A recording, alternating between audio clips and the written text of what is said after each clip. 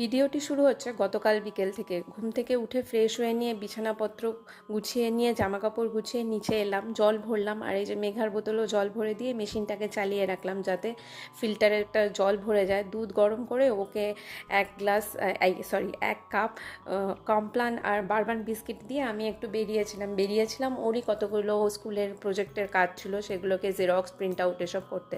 তো আমাদের বাড়ির সামনে এই স্মার্ট পয়েন্ট দোকানটি খুলেছে, এখানে সমস্ত কাজ করা যায়। তো এইখানেই গিয়েছিলাম, তারপরে একটা ছবি তুলে নিলাম, তারপরে মোড়ের মাথা থেকে ফুচকা খেয়ে নিলাম। ফুচকা খেয়ে চলে গিয়েছিলাম কাঁচা ছোলা কিনতে, সেখান থেকে বাদাম মাখাও কিনলাম। I love that. আর এই যে মেঘার জন্য এনেছিলাম জিগি ডোনাট কেক, দুটো এনেছি, মেঘা একটা খেয়ে নিয়েছে। আর এই যে আমাদের মোড়ের মাথায় এই যে মন্দিরটা পড়ে, এই কালী মন্দিরটায় কিছুক্ষণ বসেছিলাম।